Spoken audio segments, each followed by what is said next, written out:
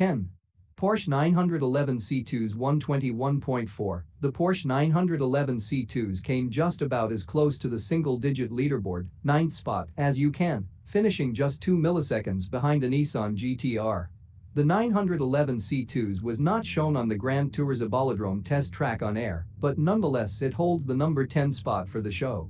The Porsche 911 is, of course, the most classic model released by Porsche, first hitting the streets in 1963 and running strong since then. The 35 years the engines were air-cooled until in 1998, the 993 series was released as the last air-cooled 911, which is quite tragic. The 911 in many different forms has won many different competitions and races throughout the years. The C2s is the Carrera S series and was produced from 1997 to 1998 as the most highly sought-after version of the 993, one of the most classic 911 models of all time. Suffice to say, this car was awesome, and the fact that it reached number 10 on the Grand Tour's fastest lap time is quite an achievement considering the age in which it was made and what it's up against today. The 1997 and 1998 C2s has proven the most desirable Porsches besides the even rarer models like the RS and Turbo S. From an investor's standpoint, the wide-body 993 C2s cars command a hefty premium in today's market, according to the 993 Buying Guide. 9. Nissan GT-R 121.2. The Nissan GT-R is a high-performance sports car produced by Nissan in 2007, and it's still manufactured to this day. It replaced the Nissan Skyline GT-R. The car was not shown to be tested on the Abolodrome during any Grand Tour episode, but it nonetheless has the 9th spot on their leaderboard, with a time of 121.2, which is just 8 milliseconds slower than the car before it, the Porsche GT3 RS. The Nissan GT-R has its roots from 1969 to 1974, where a high-performance variant of the Skyline Coupe was produced, called the Nissan Skyline GT-R, and became iconic for the car company. The new GT-R is a standalone model that isn't based on the Skyline series, but it's still an awesome car, perhaps without having as many accolades as its 70s predecessor. It runs on a 3.8-liter twin-turbo V6 engine, which has plasma-transferred wire arc sprayed cylinder bores and 2 parallel turbochargers to provide forced induction. It has an output of 478 horsepower, though models made after 2012 have 545 horsepower, and the next generation of GT-R will be powered by a hybrid combination of the GT-R LM Nismo 3.0-liter V6 and/or battery motor.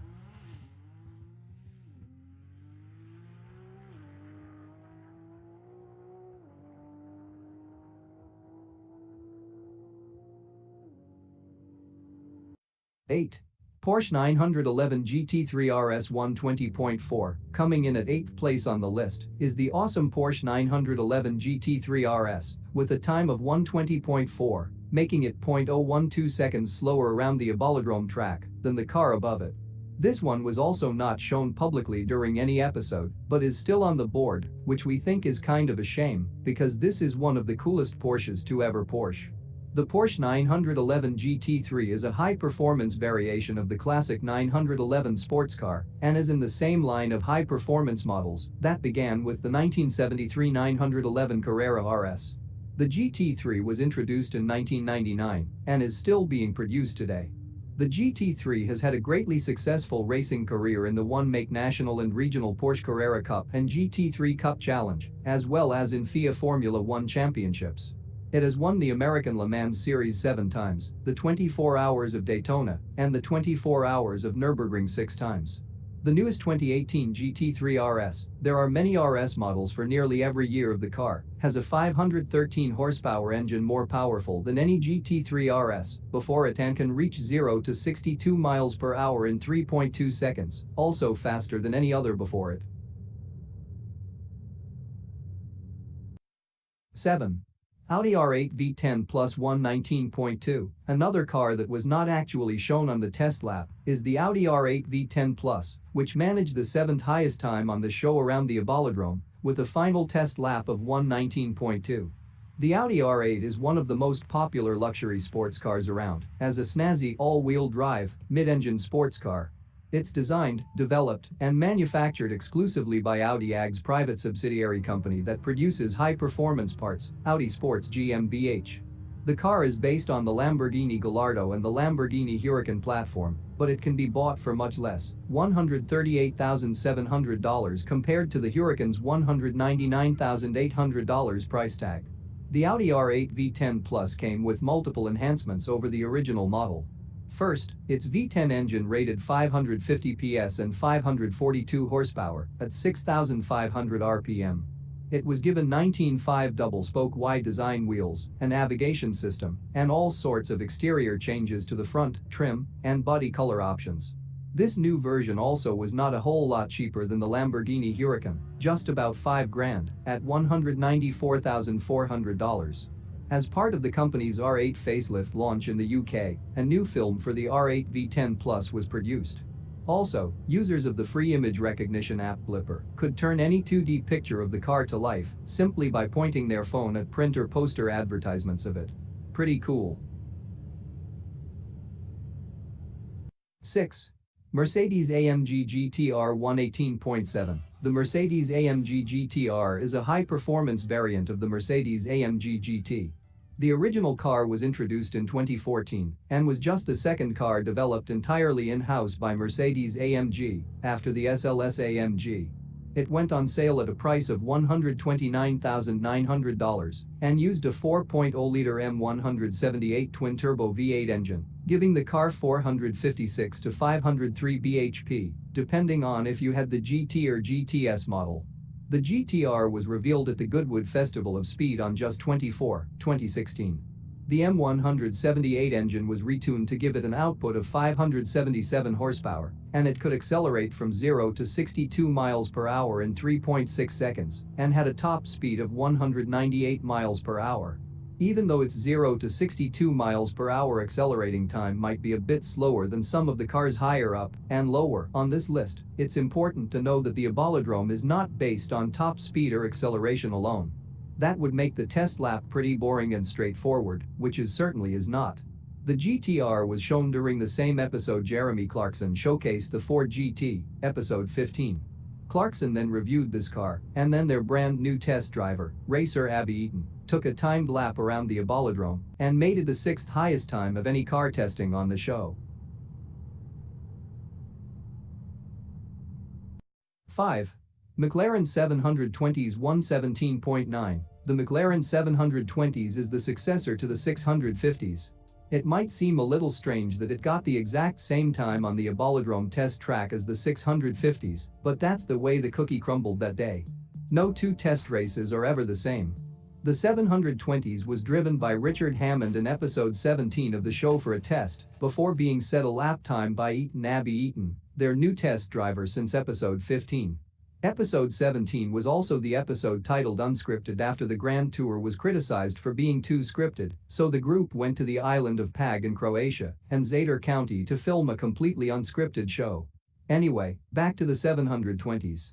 The car has been around since 2017 and sells for $291,564. It's built on the lighter, modified carbon chassis of the 650s and runs on a new M840T 4.0-liter twin-turbo V8 engine. It's a modified version of McLaren's previous 3.8-liter engine, but with 41% new engine components. The engine produces 710 bhp, or 720 PS, giving the car its name, can accelerate from 0 to 62 miles per hour in 2.7 seconds, 0.3 seconds faster than the 650s, and 0.2 seconds faster than the 675 LT, and has a max speed of 212 miles per hour. With a quarter-mile time as little as 9.7 seconds, the 720's seconds performance figures make it faster than most hypercars. 4.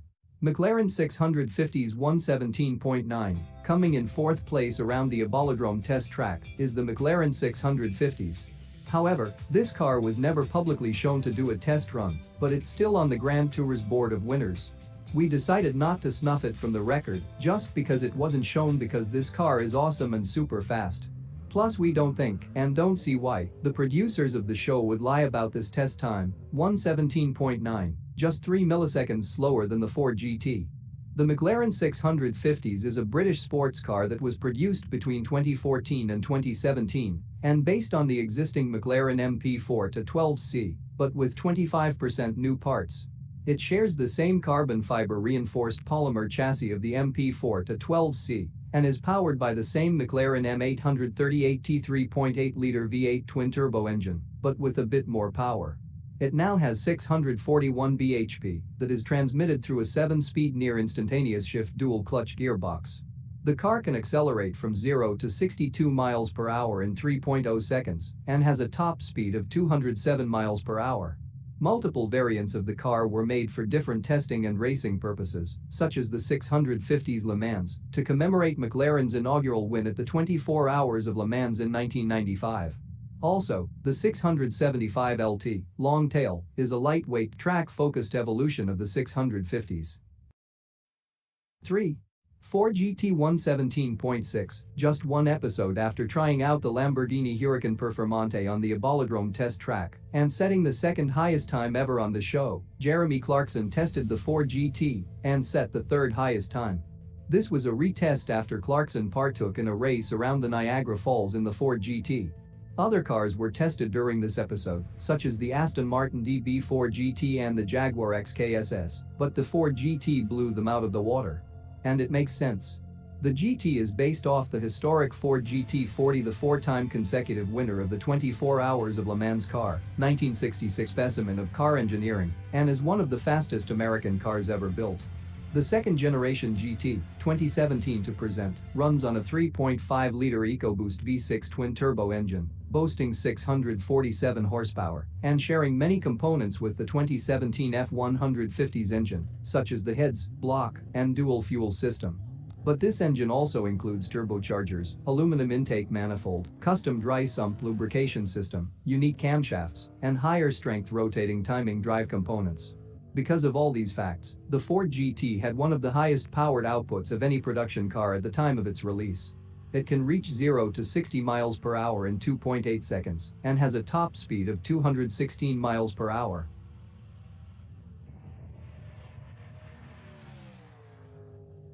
2. Lamborghini Huracán Performante 116.8. Toward the end of the show's second series, during episode 20, Richard Hammond tested the Lamborghini Huracán Performante at the Abolodrome after beating James May's Ferrari 458 Special in a drag race. The Lamborghini Huracán is already one of the most innovative and powerful Lambos of all time, named the supercar of the year 2014 by Top Gear magazine. It replaced the Gallardo as Lamborghini's V10 flagship model when it was released in 2014. The LP610-4 Lamborghini Huracán runs on a 5.2-liter V10 that gives the car 610 horsepower. It's comparable to the McLaren 650s and the Ferrari 458 Special, as well as the 488 GTB, and the base price for the car is $241,945. The Lamborghini Huracán Performante is the even higher performance model of the car. It's the track-oriented version and was first unveiled at the Geneva Motor Show in 2017. It went through noticeable exterior changes, including to the front and rear bumpers. The engine was tuned to produce 630 horsepower, weight was decreased by 88 pounds, and it can reach 0 to 62 miles per hour in 2.9 seconds and has a top theoretical speed of 218 miles per hour. In 2016, a prototype of the Performante set a lap time of 6:52.01 at the Nürburgring track, making it one of the world's fastest production cars around the track. It ran through the Abolodrome second fastest of all the cars tested at 1:16.8, just 1.3 seconds slower than the Aston Martin Vulcan. 1. Aston Martin Vulcan 115.5. Jeremy Clarkson tested the Aston Martin Vulcan around the Abolodrome on just the second episode of the series. It seems they wanted to show viewers that they had some of the coolest cars at their fingertips, and the Vulcan certainly is that. The Aston Martin Vulcan is a two-door, two-seater, V12 high-performance and lightweight hypercar that is only legal for the track. So it should come as no surprise that it managed to beat all the other competition and run the Abolodrome test track in just 1 minute, 15 seconds, and 5 milliseconds. The Vulcan was built between 2015 and 2016, and only 24 of them were built. It was designed by Aston Martin's creative officer, Marek Reitman, taking inspirations from the Vantage, the DB9, and the 177. Each car was priced at $2.3 million when released. The car runs on a 7.0-liter naturally aspirated V12 engine, mounted in an aluminum alloy chassis with a carbon fiber body. The engine delivers 820 horsepower at 7,750 rpm, and the car is stopped using carbon ceramic brakes. 3 engine powers are available, the first power option giving it 500 horsepower, the second 675 horsepower, and the third a full 820. Its top speed is over 200 miles per hour, and it can sprint from 0 to 60 miles per hour in under 3.0 seconds. Sources: jopnik.com, digitalspeed.com, independent.co.uk.